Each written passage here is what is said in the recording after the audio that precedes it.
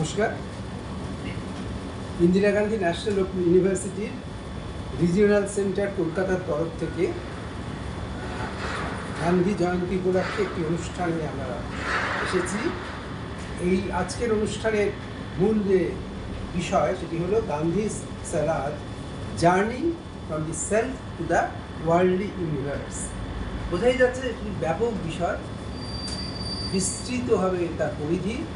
কাজে আমাদের এই সংক্ষিপ্ত 1 ঘন্টার আলোচনা এই বিপুল বিষয় সব দিক তো নেওয়া সম্ভব না, কাজে আমরা কতগুলো নির্দিষ্ট বিষয় নিয়ে আলোচনা করব এবং বোঝার চেষ্টা করব যে গান্ধীর যে স্বরাজের কনসেপ্ট, সেই কনসেপ্টটা কিন্তু ছিল একদিকে আত্মা, নিজেকে জানো, এবং তার থেকে শুরু করে সমস্ত বিশ্ব, আত্মন্ত বিশ্ব, এই বিপুল যে পরিধি, তার মধ্যে ছিল গান্ধীর চিন্তার বিস্তার।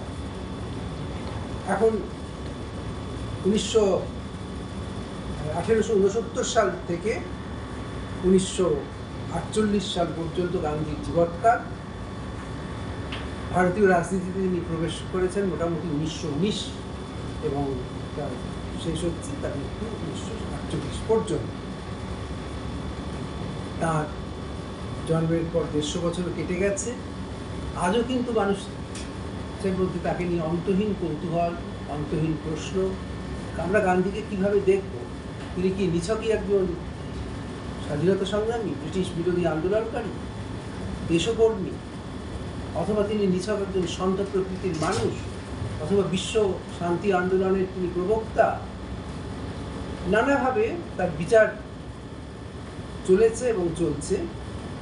এবং এই প্রেক্ষিতে আমরা প্রথমেই একটু বলে নেওয়া দরকার যে কে এই গান্ধী, মোহনদাস করমচাঁদ গান্ধী। তিনি পশ্চিম ভারতের গুজরাটের দেশীয় রাজ্যের পোরবন্দর শহরে তার জন্ম। তারপর তিনি একটি ধর্মীয় অত্যন্ত রক্ষণশীল পরিবারে বড় হয়েছেন। তারপরে তিনি গেছেন বিলাতে প্যারিসে পড়তে। প্যারিসে বাস করে তিনি ফিরলেন, কিছুকাল এখানে থেকে তিনি চলে গেলেন দক্ষিণ আফ্রিকায়। সেখানে বেশ ভালো সংখ্যায় ভারতীয়রা বাস করতেন। আইন ব্যবসার সূত্রপাত তার সেখানেই। আইন ব্যবসায়ী হিসাবে তার যতটা পরিচিতি বাড়ছে, তার থেকে কিন্তু বড় কারণে দক্ষিণ আফ্রিকার একটা পরিচিতি বৃদ্ধি পেল। তিনি সরকারের দমনমূলক নীতির বিরুদ্ধে সাধারণ মানুষের লড়াইতে অংশ দিলেন, শুধু তার নেতৃত্ব দিলেন, এবং লড়াইয়ের পথটা ছিল অভিনব, শান্তিপূর্ণ, সত্যাগ্রহ। বিশ্বের ইতিহাসে যা কখনো হয়নি, এবং সেই আন্দোলন করে তিনি সফল হলেন। এইরকম একটা প্রসিদ্ধি নিয়ে প্রথম বিশ্বযুদ্ধ চলাকালীন তিনি ভারতে ফিরলেন। পরবর্তীকালে ঐতিহাসিকরা অবশ্য নানাভাবে দেখিয়েছেন যে এই প্রসিদ্ধিটা অনেকটা হয়তো অতিরঞ্জিত ছিল। যাই হোক, এই অবস্থায় গান্ধী ফিরে এসছেন। একটা নতুন মানুষ এই দেশে আসছেন। কিন্তু সেই সময় রাজনৈতিক পটভূমিটা একটু মনে রাখতে হবে যে দেশের মধ্যে গণমিন্ট শাসন সংস্কারের পরে নরমপন্থীদের হাতে কংগ্রেসের নেতৃত্বভার। তাদের আর নতুন খুব কিছু দেবার নেই। কংগ্রেসের মধ্যে অপর গোষ্ঠী চরমপন্থী গোষ্ঠী, তাদের থেকে বিপ্লববাদীদের উদ্ভব হয়েছে। তাদের নানান রকম দুঃসাহসিক কাজকর্ম, সেটা সরকারি দমনপীড়নে তখন সীমিত। তারপরে একটু ভীষণ দুঃসাহসিক কিছু কাজ করছেন, কিন্তু সাধারণের মধ্যে সেই রকম রাজনৈতিক কর্ম উদ্দীপনা কিছু নেই। বিশ্বযুদ্ধকালীন সরকারের দমনপীড়ন আরও বেড়ে গেছে। সে যে রাউলট অ্যাক্ট, রাউলট আইন, তার বিরুদ্ধে সত্যাগ্রহ আন্দোলন হচ্ছে, জালিয়ানওয়ালাবাগের হত্যাকাণ্ড হয়ে গেছে। এই অবস্থায় গান্ধী ভারতীয় রাজনীতির আঙিনায় প্রবেশ করছেন, এইটা মনে রাখতে। এবং প্রবেশ করার সঙ্গে সঙ্গে তিনি কিন্তু ভারতীয় রাজনীতির চরিত্রটা, যেটা মূলত আইনসভার তর্ক বিতর্ক, সংবাদপত্রের প্রবন্ধ লেখা, এর মধ্যে সীমাবদ্ধ ছিল, তার থেকে চরিত্রটা বদলে যাচ্ছে। গান্ধী রাউলট সত্যাগ্রহ খুব একটা সফল হলো না, প্রত্যাহার করতে হলো। গান্ধী কিন্তু এরপর রাজনৈতিক আন্দোলন ছেড়ে চলে গেলেন বিহারের চম্পারণে কৃষক। সেখান থেকে তিনি চলে গেলেন গুজরাটের ফেরায় আবার কৃষক আন্দোলন, এবং তারপরে তিনি শ্রমিক আন্দোলনে আহমেদাবাদে যুক্ত হলেন।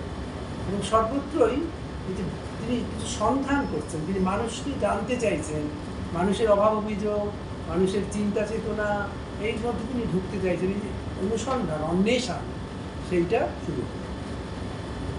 এবং গান্ধী সারা জীবন নিজেকে যেটা বলতে চেয়েছেন সেটা হচ্ছে তার জীবনের লক্ষ্য হচ্ছে you are searching for truth. তিনি কখনো বলেননি যে আমি সত্য দ্রষ্টা, আমি সব জেনে গেছি। তিনি সন্ধান করছেন, সত্যকে তিনি খুঁজছেন, এবং সেই পথটা কী হবে? ঈশ্বর এবং ধর্ম এবং অহিংসা। আর লক্ষ্য কি? তার সামনে লক্ষ্য একটাই, মানুষ, সাধারণ মানুষ। যা কিছু কর্মকাণ্ড, রাজনৈতিক, অর্থনৈতিক, সামাজিক, সাংস্কৃতিক, প্রাত্যহিক জীবন, 24 ঘন্টার যে জীবন, সাধারণ মানুষকে কেন্দ্র করে জীবনের যতগুলি দিক আছে সেখানে তিনি ভাবছেন, নিরন্তর লিখে গেছেন, বলছেন, আলোচনা করছেন, কিন্তু আলোচনার মূল বিষয় হচ্ছে মানুষ, সাধারণ মানুষ। এছাড়া তিনি কিছু ভাবতে রাজি না। কাজে তার এই চিন্তাকে পুরোটা একটা গোলাকার আকৃতির মধ্যে আমাদের ভাবতে হবে। মানুষ, তাকে সেন্টার করে তার সব কিছু চিন্তা করা। এখন আমরা গান্ধী যুগ বলে যাকে চিহ্নিত করছি 1920 থেকে 1948, সেখানে কিন্তু নানান ধরনের বিরোধিতা এসছে, তাকে যতটা নিরঙ্কুশ ভাবা হচ্ছে তা নয়, সেটা আমাদের দেখতে হবে। যাই হোক, আজকে আমরা তিনজন এখানে উপস্থিত আছি। আমি কলকাতা বিশ্ববিদ্যালয়ের অবসরপ্রাপ্ত গান্ধী অধ্যাপক। আমার সঙ্গে আছেন অধ্যাপক পলাশ মণ্ডল, পুরুলিয়া সিধু-কানু বিশ্ববিদ্যালয়ের ইতিহাস বিভাগের অধ্যাপক, অ্যাসোসিয়েট প্রফেসর, এবং অভিষেক চক্রবর্তী, তিনি উচ্চপদস্থ প্রশাসনিক আধিকারিক এবং বর্ধমান বিশ্ববিদ্যালয়ের ইতিহাস বিভাগের অর্থনীতি বিভাগের একজন গবেষক। আমরা তিনজনে গান্ধীর কতগুলো নির্দিষ্ট বিষয় নিয়ে আমাদের অত্যন্ত সংক্ষিপ্ত পরিসরের মধ্যে আলোচনা করব। আমার বিষয় হবে বাংলার ও বাঙালির চোখে গান্ধী। ডক্টর পলাশ মণ্ডল বলবেন গান্ধীর চোখে নারী বা নারীর চোখে গান্ধী, আর উনি বলবেন অর্থনীতি চিন্তা। গান্ধীর অর্থনীতি বলতে আমরা কতগুলো জিনিস সাধারণভাবে ধরে নিই। তিনি গ্রামীণ ভারত চেয়েছেন, গ্রামীণ অর্থনীতি চেয়েছেন, তিনি শিল্প বিরোধী, যান্ত্রিকতার খুব বিরোধী, তার স্বরাজের কল্পনা ছিল, তিনি ভূমিদানের কথা বলেছেন, সর্বদায়ের কথা বলেছেন, গ্রামদানের কথা বলেছেন, আর শ্রেণীর অস্তিত্ব মানলেও শ্রেণী সংগ্রাম তিনি মানেননি, শ্রেণী সমঝোতার কথা বলেছেন। এগুলো সাধারণ। কিন্তু আমার তৃতীয় বক্তা, উনি কিন্তু একটা সম্পূর্ণ নতুন, তুলনায় খুব কম আলোচিত বিষয় নিয়ে আলোকপাত করবেন, গান্ধীর অর্থনৈতিক দর্শনের একটা নির্দিষ্ট দিক। আমরা আগ্রহ করে তার বক্তব্য শুনব। তা আমি এটার পরে আমার নিজের যে বক্তব্য সেটা একটু শুরু করছি। আমি আগেই বলেছি আমার বক্তব্যের বিষয় হচ্ছে বাংলার বাঙালির চোখে গান্ধী।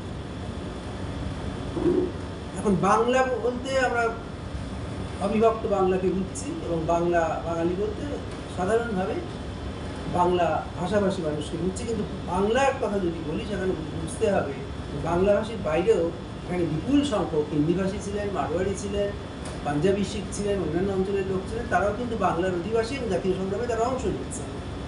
এই দুটো কথা মনে রাখতে হবে।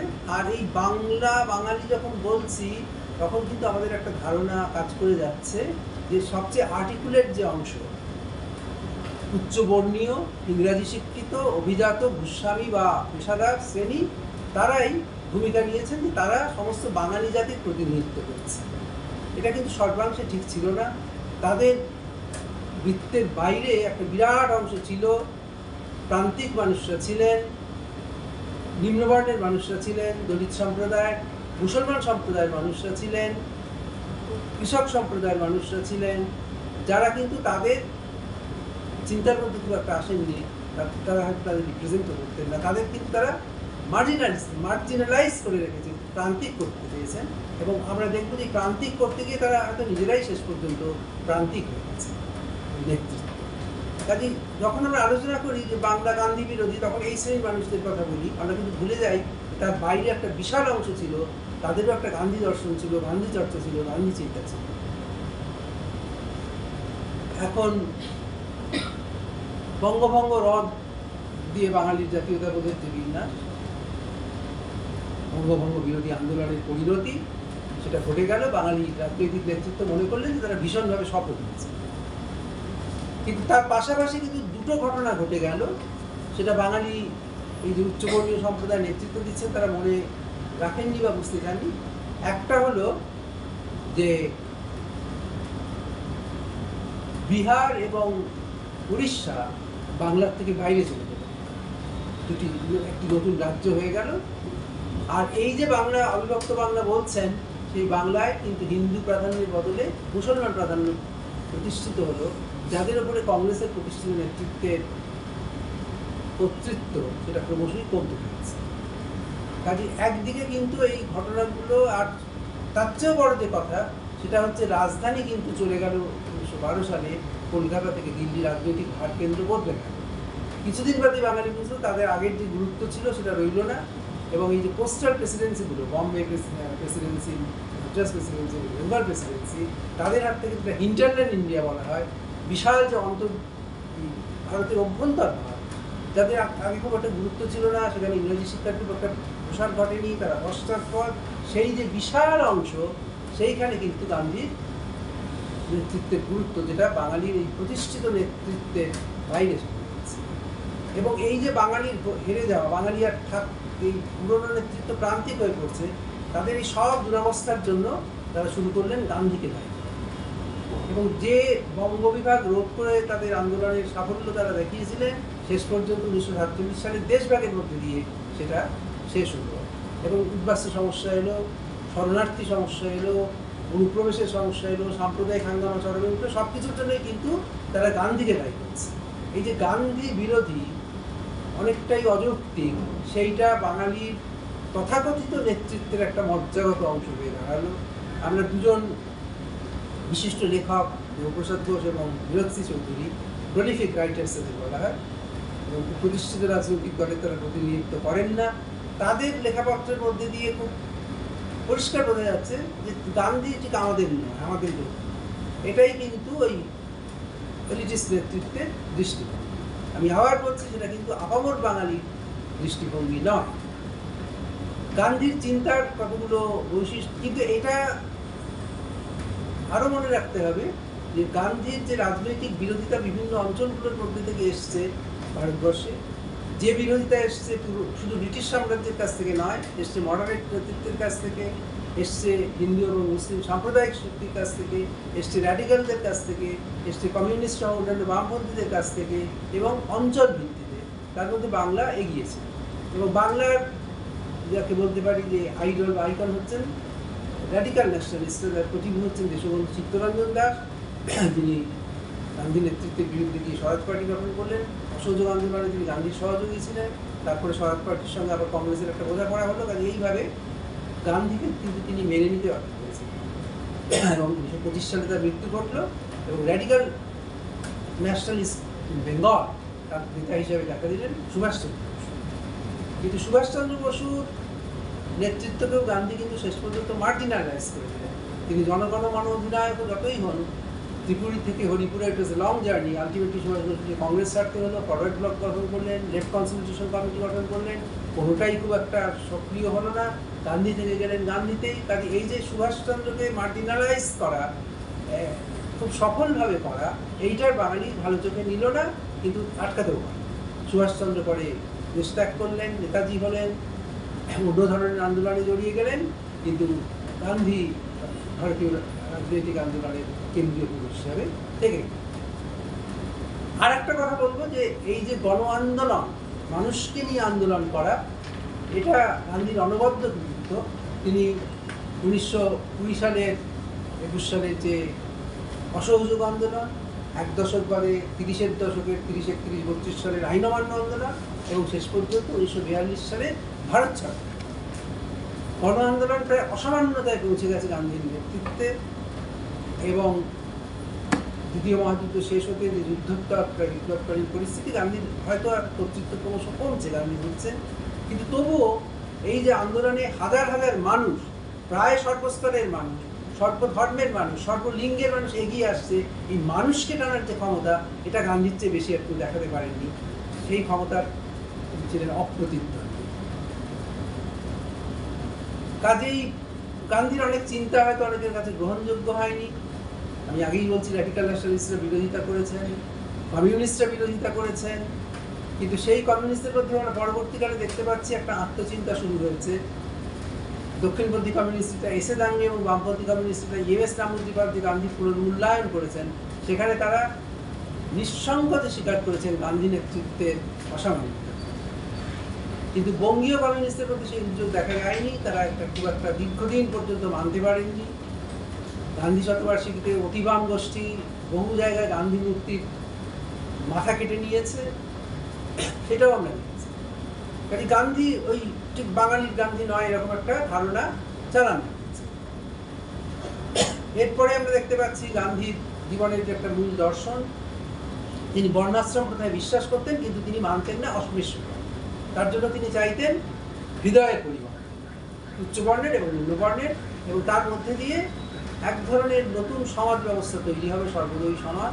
এইটাও হয়তো বাঙালিরা খুব বলতে চেয়েছেন যে না, এখানে ওসব সমস্যা নেই, ওটা গান্ধী বুঝের ব্যাপার। কিন্তু বিশিষ্ট ঐতিহাসিক শেখর বন্দ্যোপাধ্যায় লেখায় আমরা দেখতে পাচ্ছি যে এখানে আন্ডার দ্য কার্পেট রাখার একটা প্রবণতা।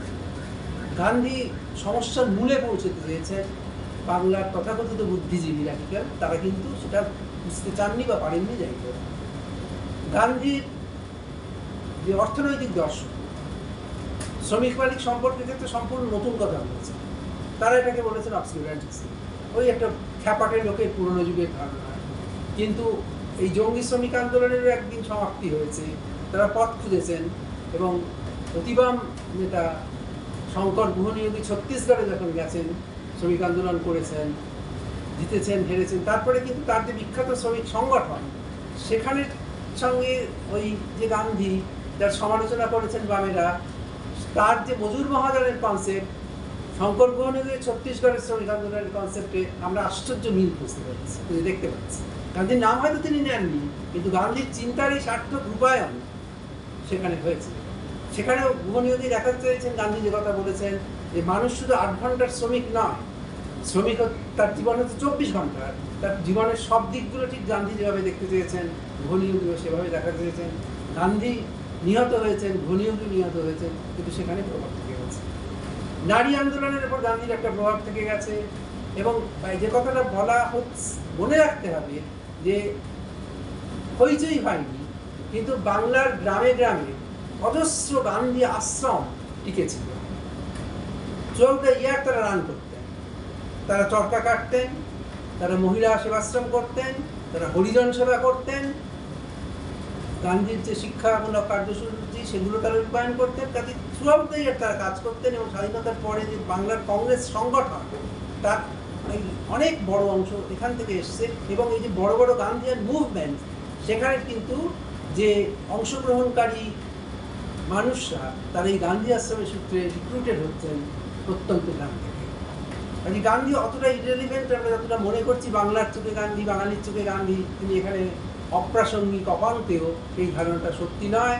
আমরা দেখতে পাচ্ছি মুষ্টিমেয় হলে বিখ্যাত বাঙালি চিন্তক অন্নদাশঙ্কর রায়, রেজাউল করিম, পরবর্তীকালে রমনান দত্ত, এদের লেখাপত্রের মধ্যে কিন্তু যারা বারবার গান্ধীর প্রতি শ্রদ্ধা জানাচ্ছে, গান্ধী চিন্তার নানান রকম দিক তুলে ধরতে পারছে। আর অন্যান্য দিকেও আমরা বলতে পারি, কবিতা তাও লেখা হচ্ছে। শান্তশীল দাস, সাবিত্রীপ্রসাদ চট্টোপাধ্যায়, বিশিষ্ট বাঙালি কবি, গান্ধীর প্রতি তারা শ্রদ্ধা জানিয়েছেন। গান্ধীর অনুগামী তারা শ্রমিক আন্দোলনে যুক্ত হয়েছে, কৃষক সংগঠনে যুক্ত হয়েছে।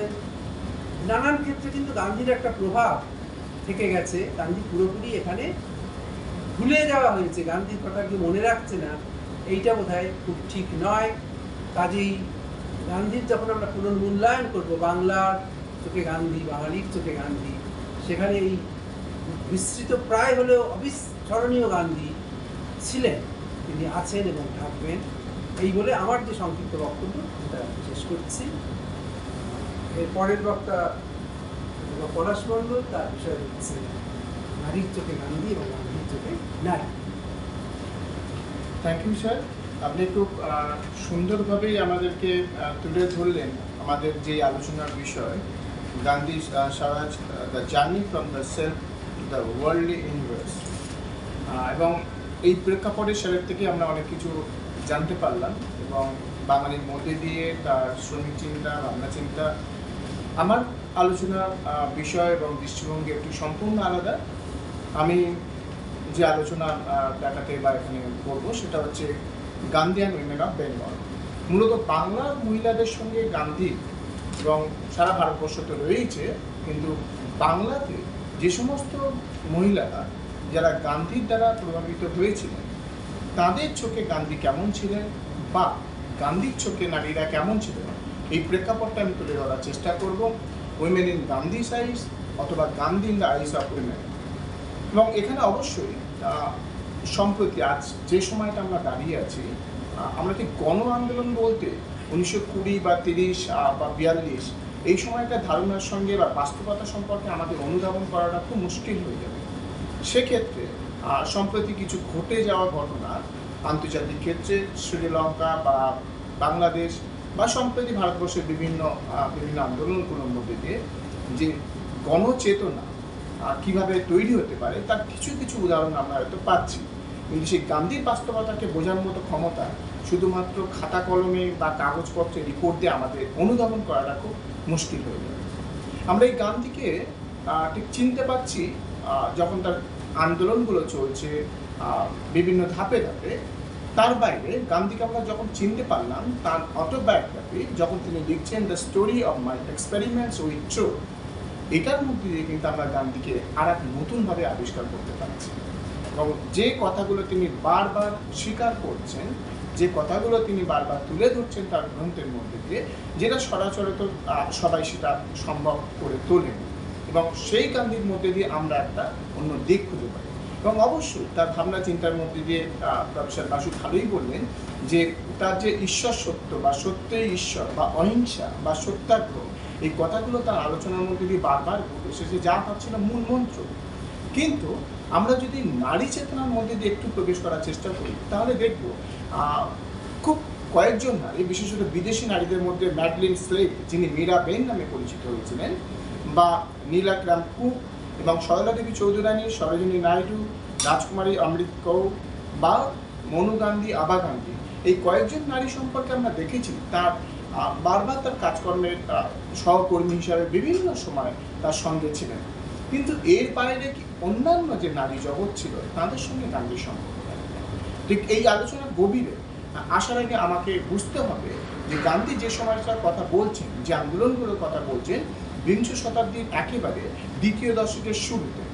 আমাদেরকে বুঝতে হবে তার প্রেক্ষাপটটা। অর্থাৎ আমরা যদি একটু 19 শতকের দিকে চলে যাই তাহলে সেখানে দেখবো যে নারীর জীবনের একটা দুর্যোগময় একটা তামসী রাত্রি ছিল। তারা ঘন তমরিসার মধ্যে দিয়ে প্রতিটা মুহূর্ত গুনে গুনে চলেছিল। এবং মহাত্মা গান্ধীর নেতৃত্বে এই পরিচালিত এই রাজনৈতিক গণ আন্দোলন অপরপক্ষে ভারতীয় নারী জাগৃতির ইতিহাসের সর্বাপেক্ষা একটা যুগসন্ধি। এবং এখানে অবশ্যই এই 19 শতকের দশকে রাজা রামমোহন রায়, বিদ্যাসাগর, অক্ষয় কুমার দত্ত, রাজা রাজনারায়ণ বসু, দেবেন্দ্রনাথ ঠাকুর, ঠাকুর পরিবার, স্বামী বিবেকানন্দ, নিবেদিতা, এছাড়া কাদম্বিনী গাঙ্গুলি, বিভিন্ন নারী সংগঠন, স্ত্রী শিক্ষার বিস্তার, সমস্ত কিছুই নারী জাগরণের বা উন্নয়নের একটা পটভূমিকা রচিত হয়েছিল 19 শতক জুড়ে। এবং গান্ধী আসার পর তিনি যেটা করছেন যে জাতি, ধর্ম, বর্ণ নির্বিশেষে সকল শ্রেণীর মানুষ গান্ধীজি এই অহিংসা সত্যাগ্রহের আদর্শকে পাথেয় করে নব উদ্যমে এগিয়ে আসেন এবং ইংরেজ বিরোধিতা আন্দোলনে সামিল হলেন। গান্ধীজির আন্দোলন ভারতের নারী সমাজকে সমানভাবে প্রভাবিত করে। তিনি বিশ্বাস করতেন, if the women of India arose, no one could stop the country's march to freedom.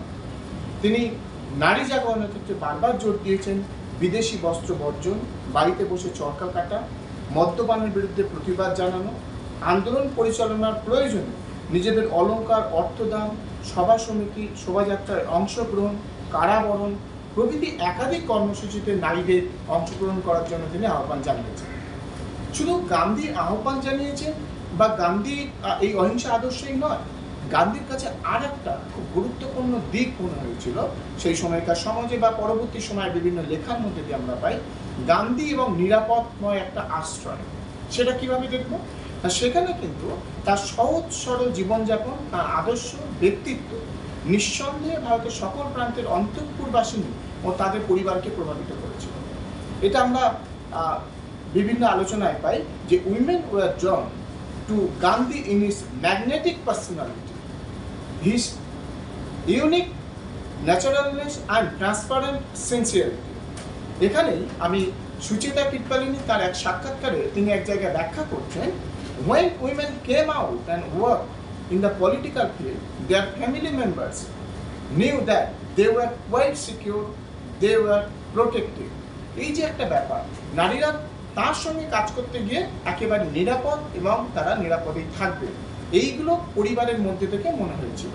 এবং পরবর্তীকালে এই নৈতিক আদর্শের যে দোলাচল গান্ধীপন্থী করে তুলেছিল অনেক মহিলাকে, সেখানে অবশ্যই বলা যেতে পারে women is the incarnation of ahimsa. Ahimsa means infinite love, which again means infinite capacity for suffering. আমরা গান্ধীজি তার নিজের লেখাতে ইয়ং ইন্ডিয়া পত্রিকাতে উইমেন অ্যান্ড সোশ্যাল জাস্টিস, সেখানে তিনি যেটা লিখছেন, পরবর্তীকালে স্বাধীনতা আন্দোলন ও বাংলাদেশের নারী জাগরণ, এই প্রেক্ষাপটে ইতিহাসবিদ ভারতী রায় তিনিও দেখাচ্ছেন একই কথা। গান্ধীর চরিত্র ছিল মহৎ। মহিলারা যখন ঘরের বাইরে বেরিয়ে এলো এবং রাজনীতির মঞ্চে কাজ শুরু করলো, পরিবারের অন্য সদস্যদের বিরুদ্ধতায় মুখোমুখি তাদের হতে হয়নি, কারণ তারা জানতো যে মহিলারা সুরক্ষিত। এই মহিলারা সুরক্ষিত, এটা কিন্তু বারবার আমরা বিভিন্ন আলোচনার মধ্যে দিয়ে উঠে আসছে, যেটা ছিল গান্ধী গণ আন্দোলন এবং গান্ধী নারী সম্পর্কের একটা অন্যতম দিক। এবারে আমরা যদি জাতীয়তাবাদী আন্দোলনের প্রেক্ষাপটে যদি দেখি, তাহলে সেখানে অবশ্যই আমি শেখর বন্দ্যোপাধ্যায় তার পলাশী থেকে পার্টিশন এই গ্রন্থ থেকে যেটা দেখানোর চেষ্টা করেছে, যেখানে শেখর বন্দ্যোপাধ্যায় বলছেন যে আদর্শ ভারতীয় নারীত্বের ধারণা গান্ধী মাতৃত্ব অপেক্ষা ভগিনীর ভূমিকার উপরে দৃষ্টিপাত করেন। নারীদের যৌনতাকে নাকচ করে দক্ষিণ আফ্রিকাতে গান্ধী নারী স্বার্থহীন আত্মত্যাগের শক্তি উপলব্ধি করেছিলেন। এই আত্মত্যাগ নারীরাই করতে পারত এবং গান্ধী শক্তিকে জাতীয় সভায় কাজে লাগাবার তারা সিদ্ধান্ত নিয়েছিলেন। তিনি সীতা, দময়ন্তী, দ্রৌপদীর মতো নারীদের আদর্শ হিসাবে ভারতীয় নারীদের বেছে নেন। ভারতীয় কল্পকাহিনী থেকে হলেও এইসব প্রতীকীগুলিকে নতুন করে অর্থদান করে তিনি পুনর্গঠিত করেছিলেন।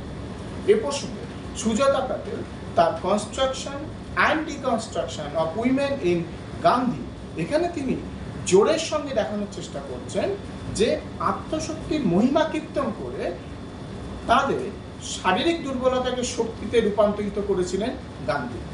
এবং তার অন্য ব্রতের ভিত্তির উপরে তিনি বলেছিলেন যে feminine principles of love, selfless, service and non violence, এই কথাগুলো কিন্তু বারবার আমরা গান্ধীর প্রেক্ষাপটে পাই।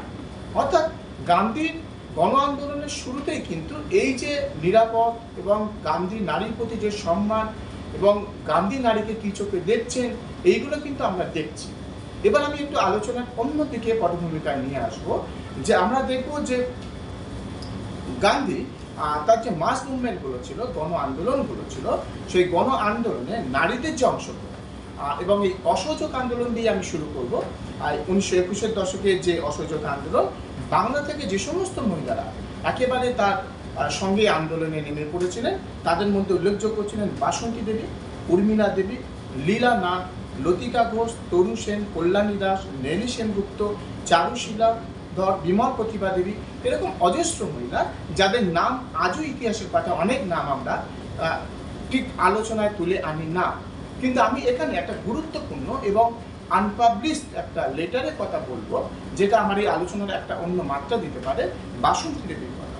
কারণ বাসন্তী দেবী যখন 7ই ডিসেম্বর এই হরতালে নেমে পড়লেন, পুলিশ তাদেরকে জিজ্ঞাসা করেছিলেন পরবর্তী সময়ে যে তোমরা এখানে কি করছো। বাসন্তী দেবী পরিষ্কারভাবে বললেন, নাথিং বাট সেলিং খাদ্য and declaring hartal for the 24th December. এবং তার সঙ্গে বাসন্তী দেবী, উর্মিলা দেবী, সুনীতি দেবী, হেমপ্রভা মজুমদার, সুনীতিবালা, সতী দেবী, বগলাসন, বীণাপাণি দেবী, প্রতিমা দেবীর নাম পাওয়া যায় এখানে পুলিশ রিপোর্টে। এবং সেই পুলিশ রিপোর্টে যখন দেখানো হচ্ছে যে নারীরা মিছিল নিয়ে তারা ধীরে ধীরে এগিয়ে যাচ্ছেন এবং প্রায় 300-400 লোক তাদের সঙ্গে যোগ দিলেন, যাতায়াত ব্যবস্থার একটা সমস্যা তৈরি হলো এবং প্রায় সব অচল হতে শুরু করলো। এবং এই প্রেক্ষাপটে আমি ডিটেলসে যাব না। এবং এই প্রেক্ষাপটে যখন বাসন্তী দেবী রাত 1টায় তাকে মুক্তি দেওয়া হলো, তিনি রাত বাড়িতে যখন আসছেন, স্ত্রীকে হঠাৎ সামনে দেখে তার স্বামী দেশবন্ধু চিত্তরঞ্জন দাস বলছেন, তুমি ফিরে এলে কেন? তার উত্তরে খুব মজা করেই বলছেন, ফিরে আসবো না তো এত রাত্রে কোথায় যাব? তারা তো রাখবে না, জেলের গেট বন্ধ করে দিয়েছে। এই যে ঘটনা, কয়েক ঘন্টার মধ্যে দিয়ে তার গ্রেপ্তার এবং মুক্তি লাভ সাধারণ জনসাধারণের মধ্যে একটা ঘৃণার জন্ম দিয়েছিল ব্রিটিশ সরকারের বিরুদ্ধে। এই ঘটনার প্রেক্ষিতে তার সহকর্মী উর্মিলা দেবীর একটি গুরুত্বপূর্ণ বক্তব্য।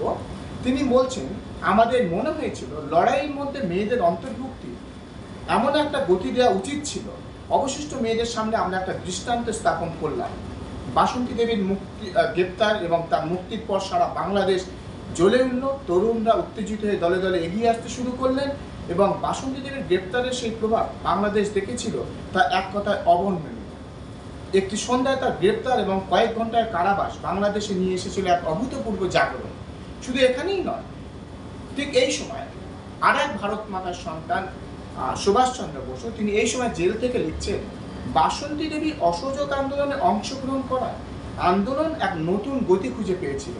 তাই আমার মনে হয় এই চিঠির প্রেক্ষাপটে যে বা তার এই অংশগ্রহণের প্রেক্ষাপটে বাসন্তী দেবী অসহযোগ আন্দোলনে নারীদের নিয়ে অংশগ্রহণ করে যে পথ তিনি খুলে দিয়েছিলেন, আগামী আন্দোলনগুলোতে নারীরা কিন্তু সেই পথ ধরে আরো গণ আন্দোলনগুলোতে অংশগ্রহণ করেছিল বলে আমার ধারণা।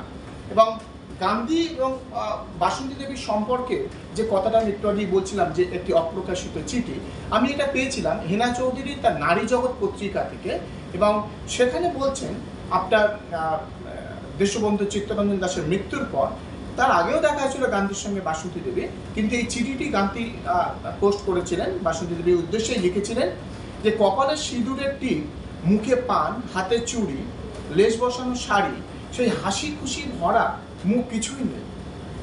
কিন্তু আমার খুব কষ্ট হচ্ছিল, সান্ত্বনা দিতে গিয়ে চেষ্টা করে বললাম, আপনি স্থির হন, আপনাকে যে অনেক কাজের ভার নিতে হবে।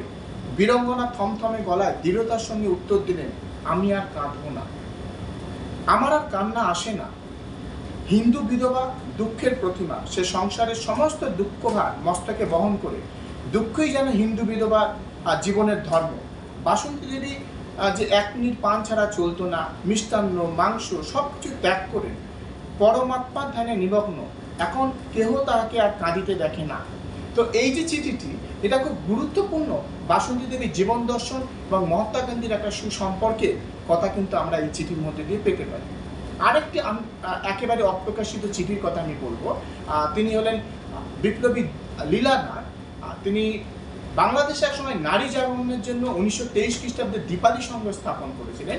এই দীপালি সংঘের কার্যাবলীর মধ্যে গুরুত্বপূর্ণ ছিল বিশিষ্ট মানুষদের সম্বর্ধনা দেওয়া, যেমন রবীন্দ্রনাথ ঠাকুর, মহাত্মা গান্ধী তো ছিলেন, আচার্য প্রফুল্লচন্দ্র। দীপালি সংঘ স্যার এটা ঢাকায় প্রতিষ্ঠিত হয়েছিল 1923 সালে।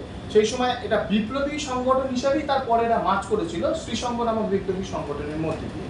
এবং লীলানাথ তিনি যখন মহাত্মা গান্ধীকে অভিবাদন করছেন, সেখানে মহাত্মা গান্ধী লীলানাথকে একটা ছোট্ট চিঠিতে লিখছেন যে ওই অনুষ্ঠানে প্রায় 300 মহিলা যোগদান করেছিলেন, 30 জন মহিলা স্বেচ্ছাসেবিকা সবাই শৃঙ্খলা রক্ষা করেছিলেন এবং তাকে বিশেষ সুতা উপহার দিয়েছিলেন।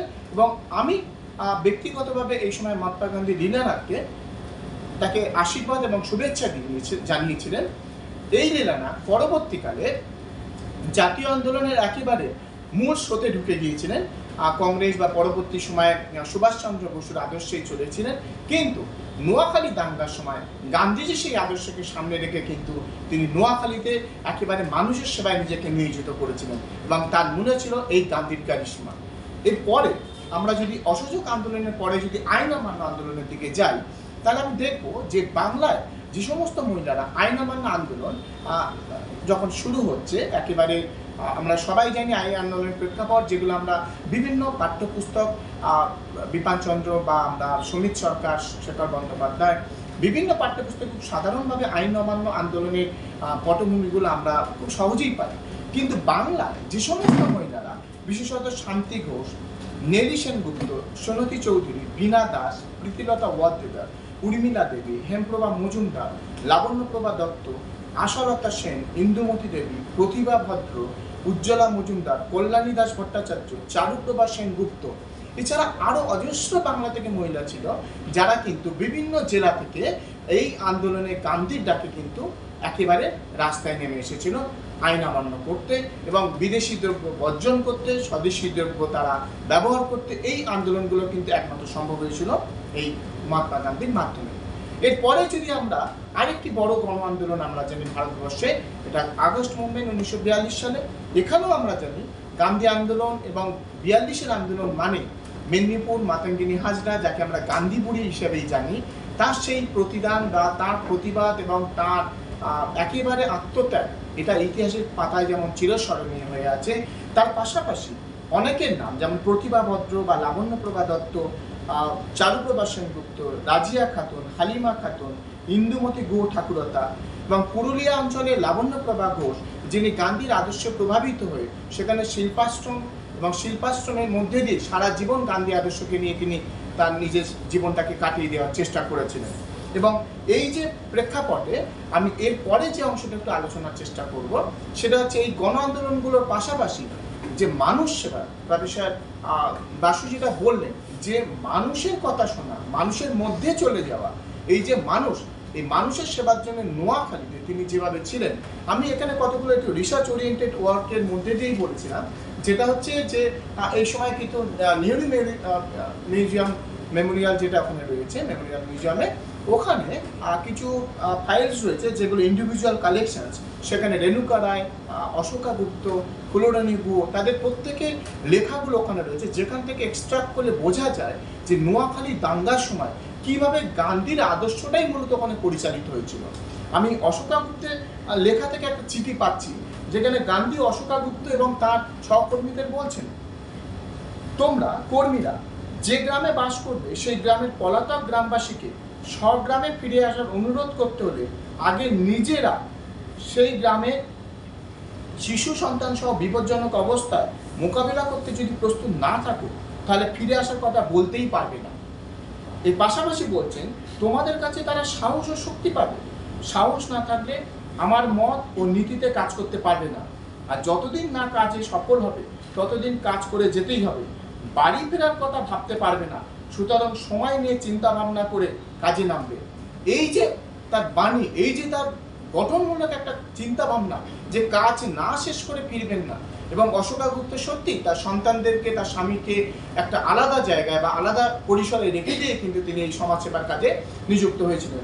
পাশাপাশি আরেকটি কোটেশন আমাকে বলতে হবে, যে গান্ধী পরবর্তী সময় যখন কাজকর্ম চলছে নোয়াখালীতে, সেই সময় তার আরেকটি উদ্ধৃতি বলি, যেটা আমরা জানতে পারি, কোট আনকোট, মানুষকে ভালোবাসতে হবে, মনে বিদ্বেষ পোষণ করবে না, নির্ভয়ে কাজ করবে, গ্রামবাসীর মধ্যে মিশে যাবে। যদি নির্ভয়ে কাজ করতে পারো, দুর্বলকে সাহস দিতে পারো, সত্য পথে থাকো, তবেই সফলতা আসতে পারে, তা নয়তো নিরাশ হবে।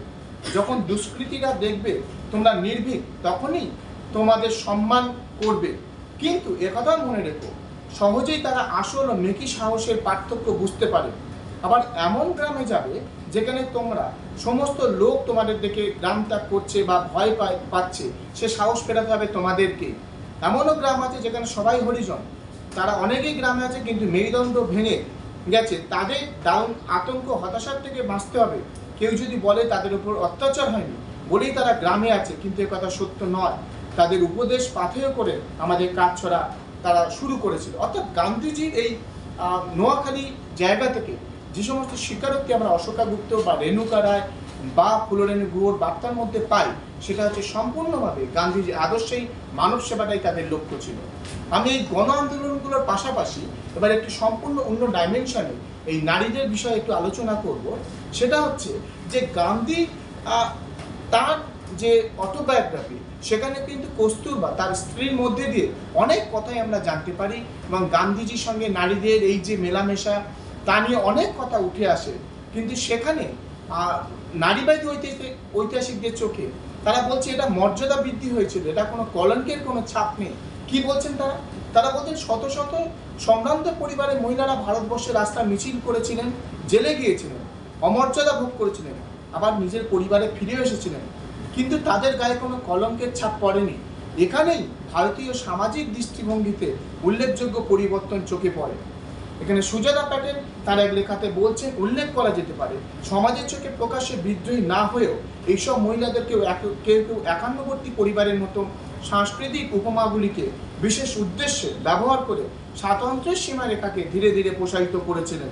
এবং গান্ধীজি যখন এই নোয়াখালীতে ধর্ষিতা হয়েছিলেন যে সমস্ত মেয়েরা, এবং তাদের জন্য এবং সেই সময় পুরুষদের জন্য তিনি তার একটা গুরুত্বপূর্ণ বক্তব্য রেখেছিলেন। সেখানে বলছেন যে personally I do not think that the extent of evil is so great, many such cases have not come under observation. In any case, you may keep in mind the young men who will take in such girls and see what can be done when you come across a bona fide cases. এখানে নারীবাদী চোখেরা বলছেন যে কস্তুরবা যেভাবে গান্ধীকে বিভিন্ন বিষয়ে প্রতিবাদ করেছে এবং গান্ধীর পিতৃতান্ত্রিক মনোভাবের কথা আমরা যেমন করে জানতে পেরেছি তার বইয়ের মধ্যে দিয়ে, তার সত্ত্বেও নারীবাদীদের আলোচনায় যেটা বারবার এই পুরুষতন্ত্রের উপর তারা বারবার যেটা আঘাত হানতে চেয়েছে, এখানে কিন্তু গান্ধীর প্রতি তাদের সেই বিদ্বেষ ছিল না।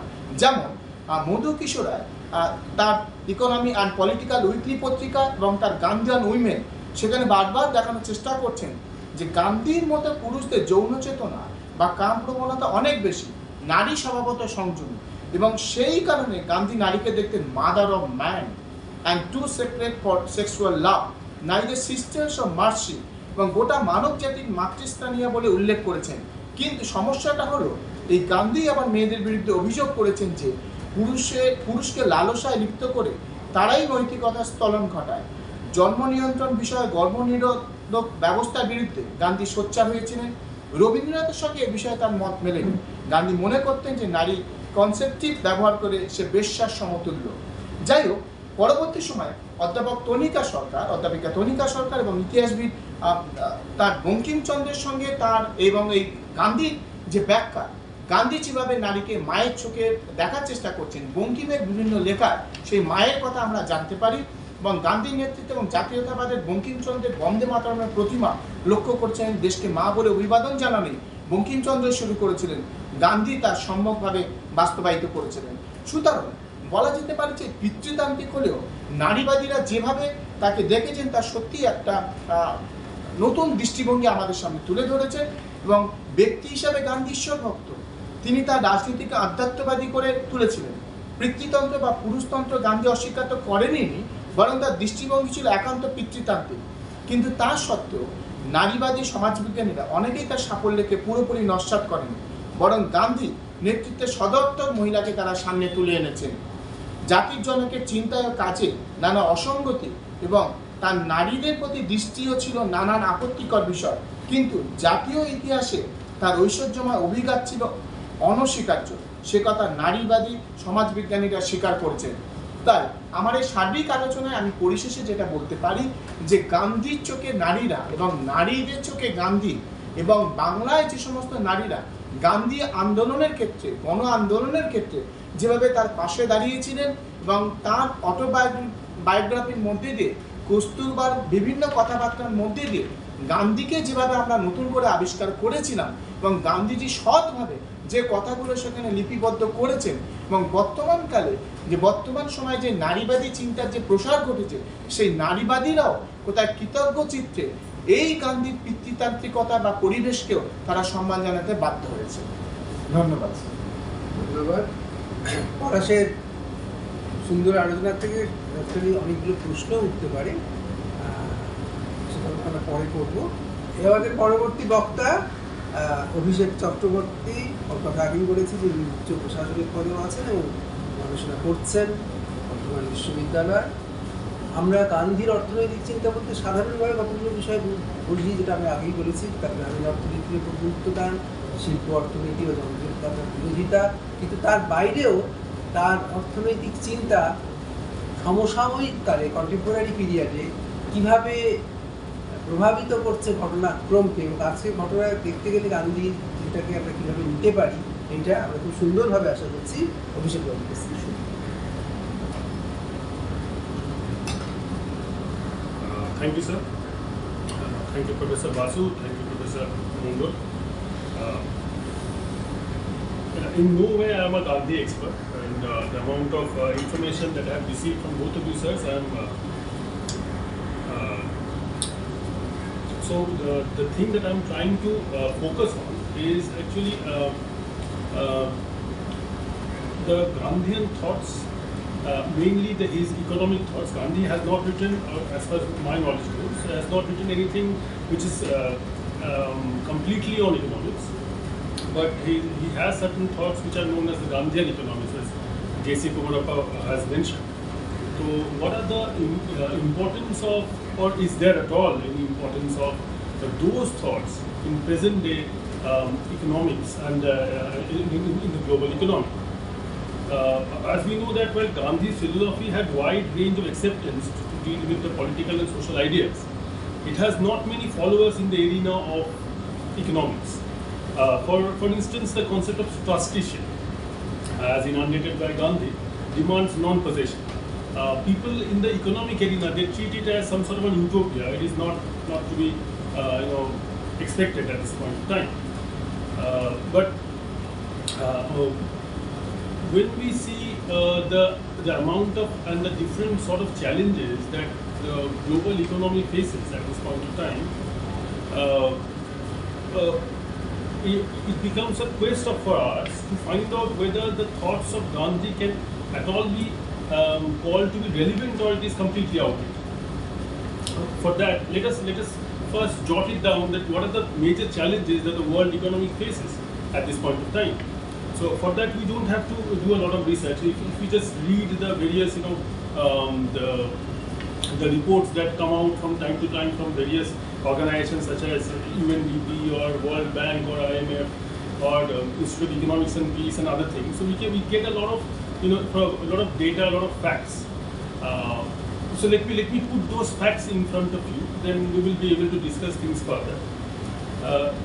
Let me give you an example. The global economic impact of violence in 2023 was $19.1 trillion. Now, let me put the thing in perspective.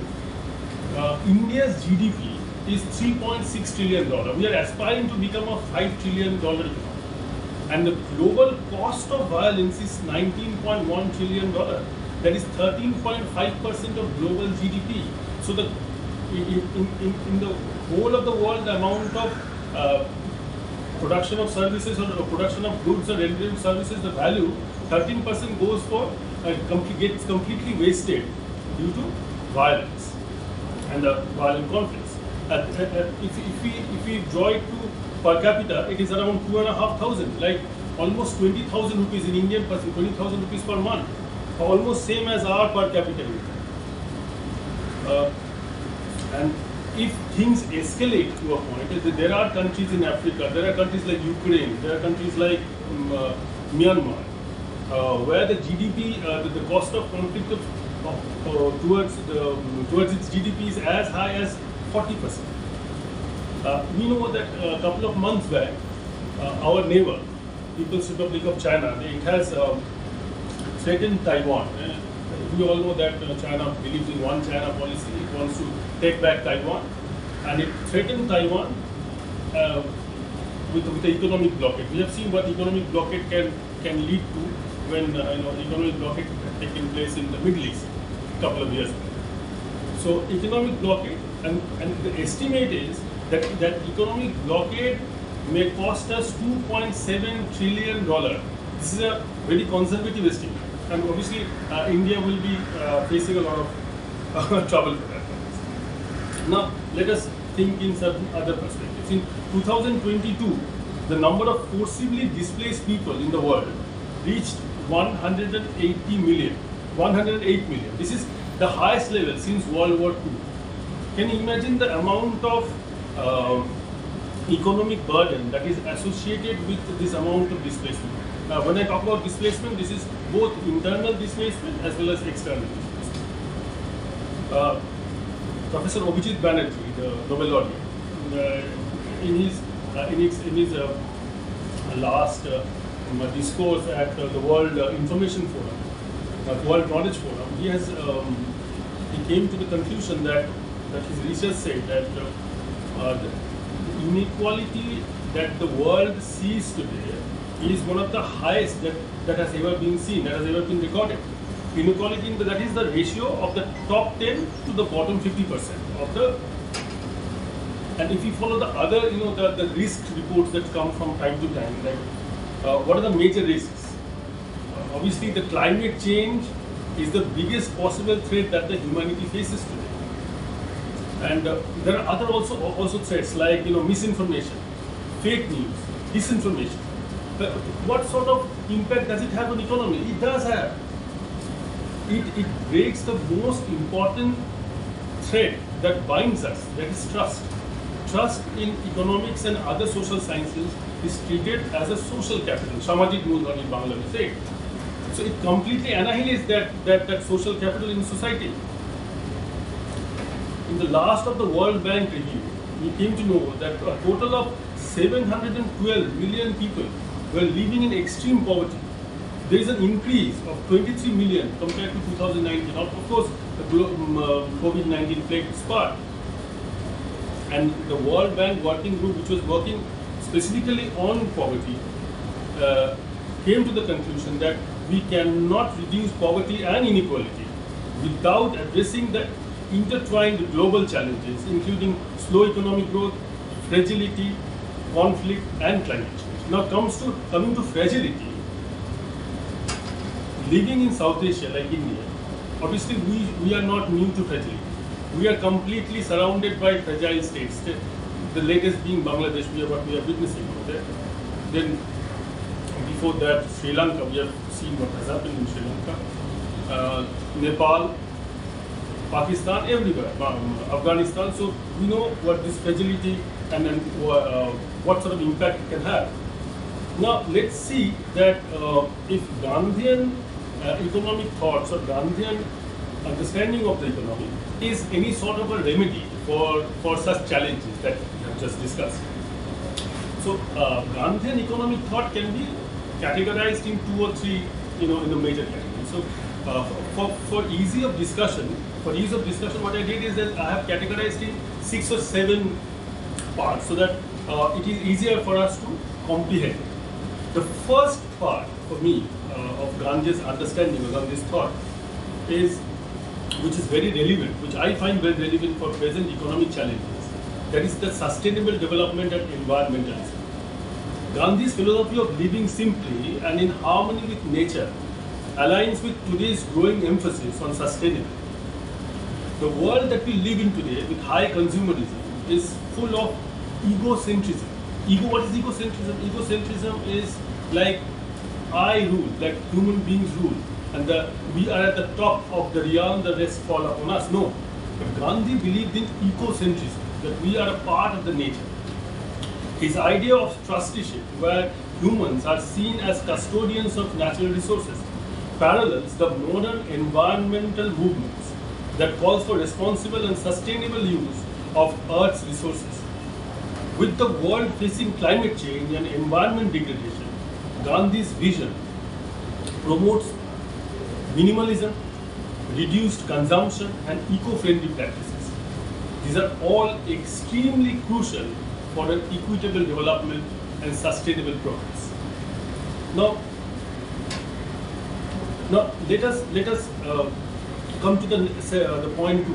The point 2 and point 3 that I have come actually almost the same point, but I have segregated in 2 points. The point 2 is the local economy and self-reliance, what Sir have mentioned as Swadeshi.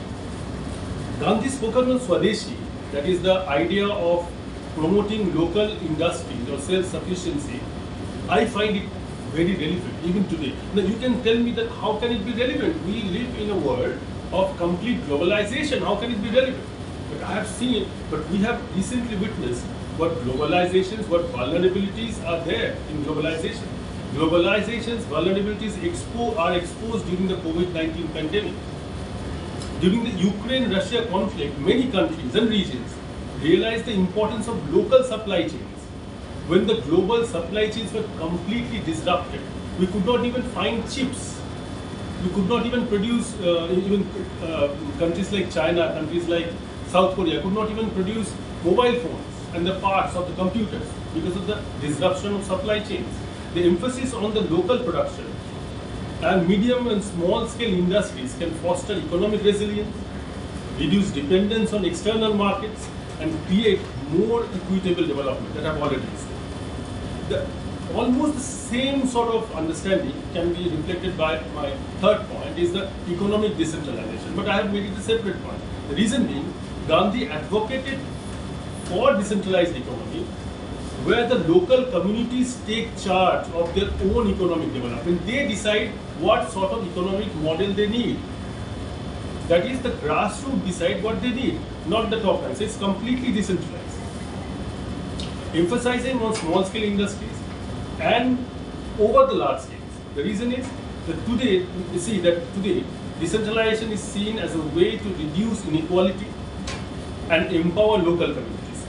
Grassroots economic models like cooperatives, social enterprises, which promote shared ownership and benefit for all, resonate Gandhi's ideals and have shown positive outcomes in creating an inclusive growth. This inclusive growth has now become one of the most important part of the economic policy of Government of India.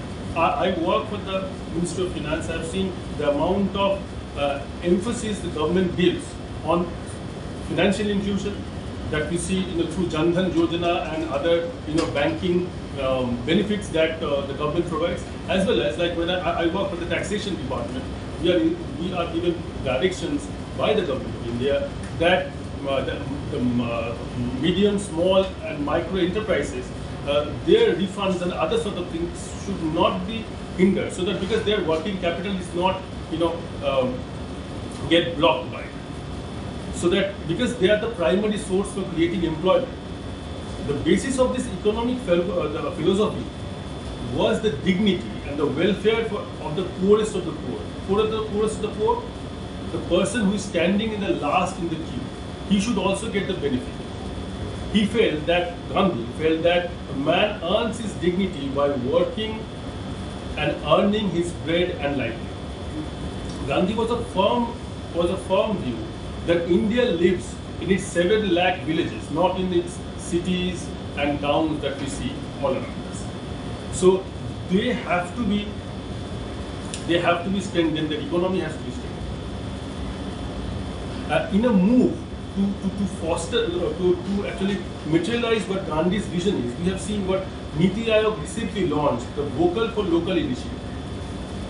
Akanksha is an umbrella brand which could be supplemented into multiple sub-brands that have a potential to create international markets for local products. Now the next point of mine is ethical economics and social justice. Now this is a very little controversial because whatever little understanding I have on Gandhian economics is that Gandhi did not distinguish between economics and ethics. He thought that ethics should not be rather segregated from economics or economic activity. Gandhi's concept of Sarvodaya, the welfare for all, and trusteeship, advocate for an economic system where wealth is distributed equitably. Those with resources act as the trustees for the greater good. This is particularly relevant today in the economic inequalities continues to rise, as I've already discussed in what the reports that have come out and the research made by Professor Abhijit Banerjee, that inequalities are at the highest level at this point of time since the measurement have started. In one of its recent reports, IMF, International Monetary Fund, had made a very, very important comment. I want to just let me quote it and I start. The neoclassical economics falls prey to the temptation. What's the temptation? Maximization of profit. With no mutual common ends, the goal of economic life are reduced to material and financial gain. Economic actors are expected to respect laws and property rights rather than moral norms and are to be guided by financial incentives rather than virtue. This represents an ethical blind spot.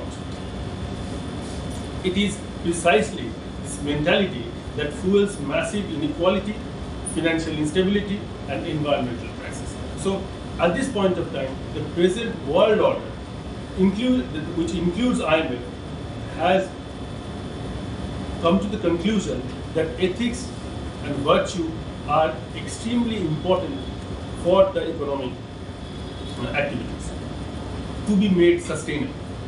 And as far as social justice is concerned, they have, I think, Professor Basu has already spoken in details about that. During 2006 to 2016, a panel link between the social justice and economic growth is explored by performing a comparative analysis of G20 countries. It showed that showed that countries have great, in countries there are great strong relationship between social justice and their overall economic development. The next point, non-violence in economic policy. Gandhi's principle of non-violence extends beyond the physical conflict. Now, what is physical conflict? To explain it to it, we have to understand, Sir had already spoken about it. Gandhi not only talked about the end, he had given equal importance to the means. It's not about getting to the objective, it's how to get to the objective. If the objective is violent, to get even to get a good, if the method is violent to get to a good objective, that is something that Gandhi never, preached. So how do we know about it? So the basic understanding is his understanding of violence is Gandhi's understanding of violence goes beyond our normal understanding of violence. That is the physical form. We believe violence is when one person hits another person. But Gandhi's understanding of violence goes beyond that. That's why he called poverty to be the worst form of violence. So why? Because it is a structural, what Johan Galtung, one of the the pioneers of conflict studies, he categorized violence into three parts. The physical part of violence, where one person, where the violence is done physically. The other two parts being the structural violence, which is latent, which is invisible in nature. People don't see it. And another is the cultural violence, which is already there, like racialism or all this thing, racism. So Gandhi focused on that. He went beyond the physical conflict and applied it to the economic practices as well. He argued he argued against exploitative labor, consumerism, and unsustainable resource extraction. In today's world, ethical consumption, fair trade, and corporate social responsibility are gaining traction, reflecting Gandhi's vision of an economy that does not harm people or the environment. Another point of that I wanted to raise is that of the simple living and consumerism. Nowadays, earlier the economic understanding mainly focused on standard of living. Now, the understanding has gone from standard of living to standard of life, or quality of life. Gandhi emphasized simple living and reduced material desires, which stands in stark contrast to modern consumerism. As societies grapple with overconsumption, waste, and mental health issues associated with materialism, Gandhi's philosophy of contentment with less offers a pathway to a healthier, more balanced lifestyle that prioritizes well-being over material wealth. Gandhi focused on empowerment of the marginalized. As the concept of human development actually depends on the idea that people are the real wealth of a nation. Gandhi's focus was on empowering the poor, the rural population, the women. Professor Mondal has already spoken in details about it. Women resonates with today's movement for inclusivity as well as equity. Gandhi believed that true measure of progress was upliftment of the most marginalized section of the society, a view that aligned with the contemporary efforts. The last point that I wanted to mention is that the resilience with the global challenges. Gandhi's economic principles promote a resilience through local empowerment, sustainable practices. In the face of global challenges like pandemics, economic crisis, climate disasters, his vision offers an approach where local communities can adapt, survive, and thrive by relying on their own resources and capacities. That's it. Thanks. ধন্যবাদ। অভিষেক চক্রবর্তী সম্পূর্ণ এমন একটা বিষয় নিয়ে বললেন, এখানে খুব সংক্ষেপে আমি বলতে পারি যে একদিকে আমরা গান্ধীয়ান চিন্তাভাবনার কথা যেমন জানি, আর অন্যদিকে আজকের দুনিয়া কন্টেম্পোরারি ওয়ার্ল্ড, সেখানে একদিকে আমরা দেখতে পাচ্ছি আন্তর্জাতিক ক্ষেত্রে হানাহানি, দেশের মধ্যে নানান ধরনের হানাহানি, এই ধরনের অশান্তি অর্থনীতিকে কীভাবে প্রভাবিত করছে পরিসংখ্যানের মধ্যে তিনি খুব সুন্দরভাবে তুলে ধরে। এই অশান্ত পরিবেশ, এটা যদি না শান্ত হয় তাহলে কিন্তু অর্থনীতির স্থিতিশীলতা, অর্থনৈতিক সমৃদ্ধি আনা সম্ভব নয়। আর একটা কথা আমি বলছি যে আজকের যে অর্থনৈতিক অসাম্য, যে ইনইকুয়ালিটির কথা তুলে ধরলেন, যে এটা এর আগে কখনো হয়নি, একটা অল টাইম লেভেল রিচ করেছে, এইটা এর সমাধান বোধহয় একমাত্র গান্ধীয়ান চিন্তাভাবনার মধ্যে দিয়ে হতে পারে। এইটা আমরা সেভাবে ভেবে দেখিনি, যেটা উনি আমাদের ভাবাতে উদ্বুদ্ধ করেন। আর একটা কথা, কতগুলো আজকের সমস্যার কথা আমি আগেই বলেছিলাম যে গান্ধী চিন্তার মধ্যে কিন্তু এর ব্যাপ্তি অসামান্য। আজকের পরিবেশের ব্যাপারে সব চিন্তাভাবনাগুলো উঠছে, তার সঙ্গে গান্ধীর কথা উনি বলেছেন ক্ষুদ্র শিল্প, সমবায় আন্দোলন, আত্মশক্তি বা স্বদেশী শিল্প, এই প্রত্যেকটি ক্ষেত্রে আজকে খুব বাস্তব অর্থনীতিবিদরা যে ধরনের সমস্যা এবং সমাধানের কথা বলছেন, আন্তর্জাতিক ক্ষেত্রে বলছেন, জাতীয় ক্ষেত্রে বলছেন, তার সঙ্গে গান্ধীকে রিলেট করা ভীষণভাবে জরুরি হয়ে পড়েছে, যেটা উনি তুলে ধরেন। এই ধরনের আলোচনা কিন্তু খুব একটা গান্ধীয়ান ইকোনমিক নিয়ে যখন আলোচনা করি খুব একটা বলি না। আমরা আলোচনার একেবারে শেষের দিকে এসে গেছি। এখানে খুব সংক্ষেপে বলতে পারি যে আমি যেটা প্রথমেই বলেছি যে গান্ধীর এই চিন্তা সেলফ ইউনিভার্স, এর মধ্যে এতগুলো বিষয় আছে যেটা এই 1 ঘন্টার আলোচনার পরিহিত করা সম্ভব নয়, এবং কতগুলো বিষয় বারবার উঠে আসে। এবং যেটা বলা যেতে পারে, আজকে যে আমরা স্বচ্ছতার কথা বলছি, আজকে বছরের যেটা বিশেষ বিষয়, এই স্বচ্ছতা, পরিচ্ছন্নতা, ক্লিনলিনেস, এইগুলো উনি বারবার গান্ধী কিন্তু বলেছেন। এবং আজকে খুব সাধারণ ঘটনা, মলমূত্র ত্যাগ তার একটা বৈজ্ঞানিক ভিত্তিতে করা উচিত, স্বাস্থ্যসম্মতভাবে করা উচিত, এর মধ্যে কোনো বিপ্লবের কথা নেই, কিন্তু মানুষের প্রাত্যহিক জীবনের কথা আছে। কারণ এই যে প্রাত্যহিকতা, গান্ধীর চিন্তার মধ্যে কিন্তু বারবার এই প্রাত্যহিক মানুষের 24 ঘন্টার জীবনকে উনি যেভাবে কেন্দ্রীভূত করেছেন, সেইটা বিশেষভাবে মনে রাখতে হবে। খুব সুন্দরভাবে উনি তুলে ধরেছেন। আর একটা কথা আমি বলছি যে আজকে যে ব্ল্যাক মুভমেন্ট, আজকে বা বিগত 50 বছরে বা সোভিয়েত শাসনের অবসান যখন ঘটলো, তখন আন্তর্জাতিক ক্ষেত্রে বা চিন্তার শূন্যতা, আজকে যে গ্রিন মুভমেন্ট, সব জায়গায় কিন্তু বারবার ওই ঘুরে ঘুরে কিন্তু তারা আন্তর্জাতিক ক্ষেত্রেও তারা গান্ধীকে অনুসন্ধান করছেন। গান্ধীর হুবহু হয়তো গান্ধীবাদ নয়, কিন্তু গান্ধীকে সন্ধানের চেষ্টা করছে। গান্ধী কিন্তু ভীষণভাবে কন্টেম্পোরারি, মানে গান্ধীর দর্শনটা তো তাহলে বলা যেতে পারে যে বর্তমান সময়ে এই যে গ্রিন রেভলিউশন, সেটা তো একেবারেই তো অ্যাডপ্ট করে নেওয়া। পরিবেশের যে ব্যাপারগুলো হচ্ছে, গ্রিন পার্টি ইউরোপের বিভিন্ন দেশে হয়েছে, তাদের চিন্তাও কিন্তু তারা গান্ধীবাদের এই কথাগুলো বলছে। কাজে গান্ধীকে কিন্তু ছাড়া যাচ্ছে না। গান্ধী আসছেন, ঘুরে ঘুরে আসছেন, আমরা গান্ধীর কাছে বারবার যাচ্ছি, তার কাছে প্রশ্ন করছি, তার সঙ্গে তর্ক করছি, তার সব মত মানছি বা মানছি না। কাজেই এখানে কিছু কিছু প্রশ্ন উঠছে যে গান্ধী, এই যে বললাম যে অন্যান্য দেশে যে গান্ধীয়ান যে আন্দোলন, এখন যে মুভমেন্টগুলো হচ্ছে, তাকে অবশ্যই কিন্তু আমরা বলতে পারি যে গান্ধীয়ান ফিলসফির কোথাও না কোথাও কোনোভাবে একটা প্রভাব আসছে। আর দ্বিতীয় যে প্রশ্নটা করা হয়েছে, দ্যাট ওয়াজ যে আজকের পরিস্থিতিতে গ্লোবালাইজেশনের দুনিয়াতে কতটা উপযুক্ত গান্ধীর স্বদেশী প্রোডাক্ট। আমাদেরকে এটা বুঝতে হবে যে as the time progresses, so the amount of conflict if we see has risen, and there is no signal that is going to die down. So of course we can see in our own neighborhood in South Asia, almost all our neighbors are completely conflict prone. So obviously, and of course globally, though there are multiple conflicts that we can see conflict is happening in the Middle East. We are totally dependent, for 70% of our oil consumption depend on the Middle East.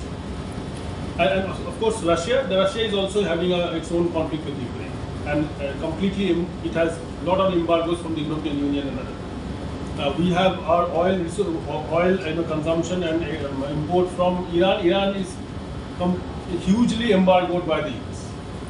So of course there will be future challenges as far as supply chain constraint is concerned. So we must plan something in future. for the future, that how to cope up with the future challenges. So one aspect, according to me, obviously sir knows much better, that one aspect can be what alternative as Gandhi has given us is to empower the locals. Of course, what Niti Aayog is also trying to emulate is vocal for local, that is strengthening the local ones as much as ক্ষুদ্র possible. শিল্প, ক্ষুদ্র উদ্যোগ। Like the micro, small and the medium enterprises, MSME, the government of India, I can say, I can vouch it for it. Government of India is trying its level best through its various channels to empower the micro, small and medium enterprises, because they not only provide the largest number of employment, they reduce inequality, they also are a great source of the global local supply chains. Of course, there will be products which will not be available locally, but they may not be available locally today, but if we start working and planning for them today, they may be available 10 years or 15 years down the line. That what should be our objective. এখানেই গান্ধী চিন্তার একটা প্রাসঙ্গিকতা থেকে যাচ্ছে এবং যাবে। আর একটা কথাই নারীর প্রসঙ্গে একটু দুটো ছোট কথা বলি। একটা হচ্ছে নোয়াখালীর কথা বারবার উঠেছে এবং ঐতিহাসিক সুমিত সরকার থেকে বলছেন এটা finest hour in Gandhi's political life. সেখানে তিনি খুব সফল হননি, নোয়াখালীতে সমস্যা থেকে গেল, কিন্তু তা সত্ত্বেও তিনি কিন্তু একটা অহিংস আন্দোলনের মধ্যে দিয়ে হিংসায় উন্মত্ত পৃথিবীকে চেষ্টা করলেন। আর নারীর ক্ষেত্রে বোধহয় একটা প্রশ্নই এরকম মানুষকে করতে পারি যে এই যে মাতঙ্গিনী হাজের কথা উঠেছে, তার কথা বহুবার বলা হয়, বা এরকম অজস্র যার কথা অতটা আমরা জানি না, এখানে কি আমরা এরকম বলতে পারি যে সংসারে যারা এলেবেলে বাল বিধবা, স্বামী পরিত্যক্তা, সমাজে কোনো তার দাম নেই, ঘুরে ঘুরে বেড়াচ্ছে মাতঙ্গিনী হাজরা, তাদের গান্ধী শুধু সমাজে পুনর্বহাল করলেন না, রাজনৈতিক আন্দোলনের মধ্যে দিয়ে সেন্টার স্টেজে নিয়ে এলেন। তাদের পুরো জীবনটা নিবেদিত হলো, ফ্রুটফুল হলো এবং সমাজ তাদের মানতে বাধ্য হলো। এই নারী জীবনের যে বিরাট পরিবর্তন, এটাও কি গান্ধীর? একেবারে যথার্থই বলেছেন। এটাও একটা গান্ধীর এই যে নারীদেরকে একেবারে এলেবেলে নারীকে সেন্টার স্টেজে সমাজের একটা মূল্য জায়গায় তুলে আনা, কেন্দ্রস্থলে এনেছে। সামাজিক সম্মান শুধু দিচ্ছেন না, তার একটা রাজনৈতিক গুরুত্ব প্রতিষ্ঠা, এটা কিন্তু একেবারে। গান্ধীর চিন্তা, গান্ধী কর্মের একটা অনুভব। একেবারে কাজে আলোচনার একেবারে শেষ ভাগে চলে এসে আমরা একটাই বলবো যে গান্ধী কিন্তু ইররিলেভেন্ট নন, অপ্রাসঙ্গিক নন। শুধু গান্ধী পূজা করে নয়, প্রণিপাতেনও নয়, পরিপ্রশ্নেনও। তাকে আমরা বারবার প্রশ্নে ঋদ্ধ করবো, তর্ক করবো, বিতর্ক করবো, আবার তাতে ফিরে যাব, আবার তর্ক করবো। এইভাবেই গান্ধী বোধহয় আবিষ্কার করবে। ধন্যবাদ কর্তৃপক্ষকে যারা এই আলোচনা ব্যবস্থা করেছেন এবং আমার সহবক্তা। নমস্কার।